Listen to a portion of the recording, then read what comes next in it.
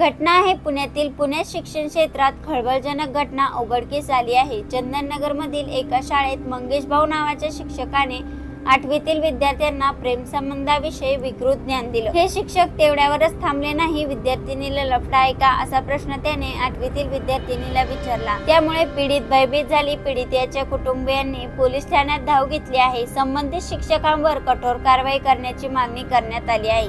शिक्षणाची पंढरी म्हणून ओळखल्या जाणाऱ्या पुण्यात विद्यार्थ्यांना नेमकं काय शिकवलं जातंय हा प्रश्न आता गंभीर बनला आहे। चंदननगर पोलीस ठाण्याच्या हद्दीत असलेल्या एका शाळेत एका शिक्षकाने विद्यार्थ्यांना प्रेम संबंध कसे प्रस्थापित करायचे, मुलींशी कसे वागायचे याचे ज्ञान दिल्याचा धक्कादायक प्रकार उघडकीस आला आहे। या शिक्षकाने एका विद्यार्थिनीला वर्गात उभं करून हाताचे 2 बोट एकत्र करत विचारलं, तुझं कुठं आहे का, म्हणजेच तुझं कुठं लफडा आहे का असा संतापजनक प्रश्न विचारला। त्यामुळे संबंधित विद्यार्थिनीच्या मनात लज्जा उत्पन्न झाली आणि ती थरकापून गेली। अखेर तिने चंदननगर पोलीस ठाण्यात तक्रार दाखल केली आहे। या प्रकरणी संबंधित शिक्षकाचे नाव मंगेश भाऊ असून चंदननगर पोलीस ठाण्यात त्यांच्या विरोधात कारवाई सुरू आहे। पीडित विद्यार्थिनीच्या आईने दिलेल्या माहितीनुसार पीटीचा तास सुरू असताना शिक्षकाने मुलांना विकृत शिकवण दिली। त्यात तो म्हणाला की मुलींना कसं पटवायचं, त्यांच्यावर प्रेम कसं करायचं, त्यांना पाहिलं की हृदयाचे ठोके कसे वाढतात अशा गोष्टी तो वर्गात सांगत होता।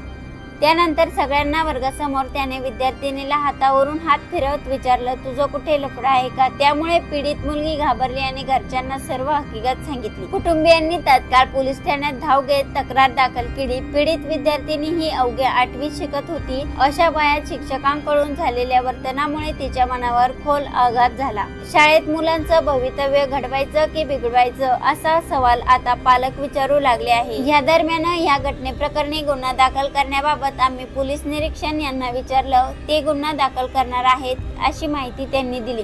दुसरीकडे कोंढवा पोलीस ठाण्यात हद्दीत आणखीन एक संतापजनक घटना समोर आली आहे। एका डिलिव्हरी बॉयने एका तरुणाच्या घरात घुसून तिच्यावर पेपर स्प्रे फेकला आणि लैंगिक छळ केला। त्यानंतर तिच्या पाठीवर झोपून सेल्फी काढत मी पुन्हा येईन असं लिहून ठेवलं। या प्रकरणात आरोपी फरार असून पोलिसांचा तपास सुरू आहे। एकीकडे शाळेमध्ये असली शिकवण आणि दुसरीकडे घरात घुसून विकृत कृत्य करणारे आरोपी। या घटनांनी पुण्यात महिलांना, विद्यार्थ्यांना सुरक्षित आहे का हा प्रश्न आता अधिक गडद होत आहे। यावर तुमची प्रतिक्रिया नक्की काय आहे, तुम्हाला या घटनेबद्दल काय वाटतं, तुमची प्रतिक्रिया काय आहे हे नक्की आम्हाला कळवा। आणि ह्या YouTube चॅनल वरती तुम्ही पहिल्यांदा आला असाल तर चॅनलला सबस्क्राईब करून बेल आयकॉन वरती प्रेस करा आणि येणाऱ्या नवनवीन व्हिडिओचे नोटिफिकेशन मिळवा। धन्यवाद।